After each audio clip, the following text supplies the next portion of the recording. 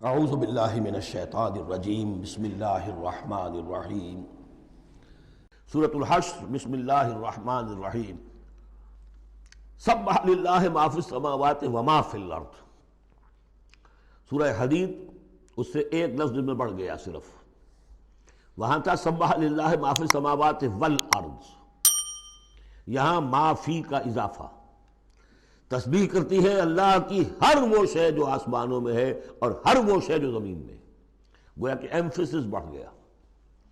باقی وہی دو اسماء گرامی اللہ کے، وَهُوَ الْعَزِيزُ الْحَكِيمُ، وہ العزیز ہے، زبردست ہے، اس کا اختیار مطلق ہے، اس میں کوئی چیکس اینڈ بیلنسز نہیں ہے، لیکن حکیم ہے، کمال حکمت والا۔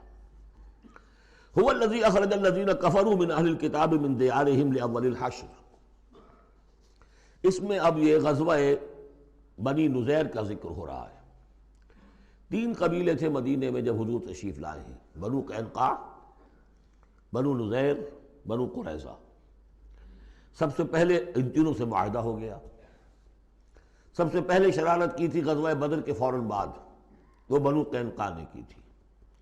انہوں نے اپنے معاہدے کی خلاف ورزی کی، شرارتیں کی، تو حضور نے ان کو مدینے سے نکال دیا۔ دوسری باری آئی اس کی، یہ ہے بنو نذیر۔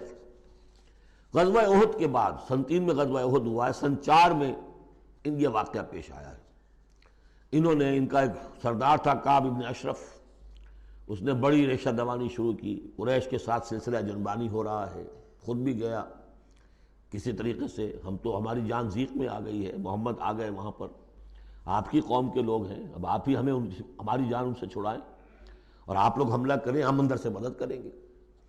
لہذا یہ ساری ریشہ دوانی ہو رہی تھی۔ ایک مرتبہ حضور کو بلایا، کچھ معاملات میں گفتگو کرنی ہے، جہاں بیٹھے ہوئے تھے کسی دیوار کے سائے میں نیچے، اس کے اوپر سے ایک بڑی چکی کا پارٹ جو ہے پھینکا تاکہ حضور کو ہلاک کر دے۔ تو یہ ساری ان کی طرف سے ریشہ دوانیاں ہو رہی تھیں۔ اس کے بعد بالآخر حضور نے فیصلہ کیا اور ان کے خلاف اقدام کیا۔ ربیع الاول سن 4 میں محاصرہ کر لیا ان کا۔ 6 دن یا یہ کہ مختلف تعداد آئی ہے دنوں کی، یہ محاصرہ جاری رہا۔ ان میں ہمت نہیں ہوئی کہ یہ مقابلہ کرتے، بالآخر انہوں نے سرنڈر کر دیا اور طے یہ پایا کہ انہیں جانے کی اجازت ہوگی اور جو سامان بھی یہ یہاں سے لے جا سکے۔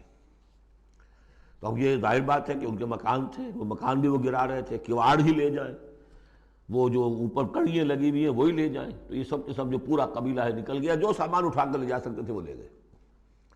وہ تیسرا معاملہ جو ہوا پھر وہ بنو قریظہ کا ہوا، وہ غزوہ احزاب کے بعد ہوا، وہ ہم پڑھ چکے ہیں سورہ احزاب کے اندر۔ اس طرح ایک ایک کر کے تینوں ان قبائل نے یہود کے وعدہ خلافی کی اور پھر وہ اپنے کیفر کردار کو پہنچے۔ یہ بنی نذیر کا معاملہ ہے۔ هو الذی اخرج الذین کفروا من اہل الکتاب من دیارہم، وہی ہے جس نے نکال باہر کیا ان کافروں کو جو اہل کتاب میں سے تھے، ان کے گھروں سے، لاول الحشر، پہلے جمع ہونے کے وقت۔ یعنی مسلمان بھی سمجھتے تھے کہ اتنی آسانی سے نہیں ہوگا معاملہ، جنگ ہوگی، یہ سامنے آئیں گے، میدان میں آئیں گے، جنگ ہوگی، خونریزی ہوگی۔ ان لوگوں کی بھی بڑی بڑکیں تھیں، پہلے تو بہت بڑکیں مارتے تھے کہ ہم یہ کر دیں گے، وہ کر دیں گے۔ مسلمانوں، قریش سے تمہاری جنگ ہوئی ہے، اگر بھی ہم سے اگر مقابلہ پیش آیا تو تمہیں معلوم ہوگا جنگ کسے کہتے ہیں، وغیرہ وغیرہ۔ یہ سورہ بنی اسرائیل، سورہ آل عمران کے بالکل شروع میں اس کا تذکرہ ہے۔ لیکن یہ کہ اول الحشر، یا تو اس کا مطلب یہ ہے کہ پہلی ہی مرتبہ جمع ہوئے ہیں، مسلمانوں نے آ کے محاصرہ کیا اور یہ نکل آئے اور ہتھیار رکھ دیے، یا اس سے مراد یہ ہے کہ پہلی مرتبہ تو یہ یہاں سے اب نکالے جا رہے ہیں، پھر ایک وقت آئے گا کہ یہ خیبر سے بھی کھڑے جائیں گے۔ حضرت عمر کے زمانے میں تو جزیرہ نما عرب کو خالی کرا دیا گیا عیسائیوں سے اور یہودیوں سے۔ پھر ایک اور حشر ہونے والا ہے، وہ قیامت کا حشر ہے۔ تو اول الحشر یہ ہے جو ہوا ہے، ان کے ساتھ پیش آیا۔ ما ظننتم ان یخرجوا، مسلمانوں تمہارا بھی گمان یہ نہیں تھا کہ وہ نکل جائیں گے اتنی آسانی سے۔ وظنوا، اور ان کا بھی یہ یقین تھا، انہم مانعتہم حصونہم، کہ ان کے جو قلعے ہیں وہ انہیں بچا لیں گے، ان کی حفاظت کریں گے، من اللہ، اللہ سے۔ فَأَتَاهُمُ اللَّهُ مِنْ حَيْثُ لَمْ يَحْتَسِبُوا، تو اللہ نے تو ان پر حملہ کیا وہاں سے جہاں سے انہیں گمان ہی نہیں تھا، یعنی ان کے دلوں میں رعب ڈال دیا۔ باہر سے کچھ کرنے کی ضرورت نہیں اللہ کو، اللہ نے ان کے دلوں میں خوف پیدا کر دیا۔ وَقَذَفَ فِي قُلُوبِهِمُ الرُّعْبَ، ان کے دلوں میں اللہ تعالیٰ نے روب جو ہے وہ ڈال دیا. یخربون بیوتہم، اب دیکھ لو وہ خود اپنے گھر جو ہیں ان کی تخریب کر رہے ہیں، توڑ رہے ہیں، کوئی کیواڑ نکالنے کو، کوئی کھڑکی نکالنے کو، کوئی چوکھٹ نکالنے کو، کوئی اور اوپر کے جو ہے کڑیے اور شہتیر لے جانے کے لیے. یخربون بیوتہم بایدیہم، اپنے ہاتھوں سے بھی تخریب ہو رہی ہے، وایدی المومنین، اور اہل ایمان کے ہاتھوں سے بھی. فاعتبروا یا اولی الابصار، تو اے آنکھوں والو عبرت حاصل کرو. یہ گویا کہ سنایا جا رہا ہے بنو قریظہ کو بھی کہ اب تم رہ گئے ہو، ایک رہ گیا، عبرت حاصل کرو.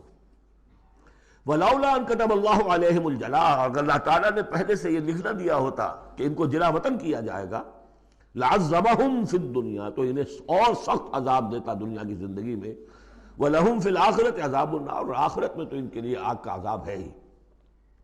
ذَلِكَ بِأَنَّهُمْ شَاقُّوا اللَّهَ وَرَسُولَهُ، یہ اس لیے کہ انہوں نے اللہ اور اس کے رسول سے مخالفت کی، زندم زندہ کی. وَمَن يُشَاقِّ اللَّهَ فَإِنَّ اللَّهَ شَدِيدُ الْعِقَابِ، اور جو اللہ کے ساتھ، تو اس کے ساتھ زندم زندہ کرے، اللہ کے ساتھ اللہ کی مخالفت پر کمر کس دے، تو تم سن لو کہ اللہ تعالیٰ تو پھر سزا دینے میں بہت سخت ہے.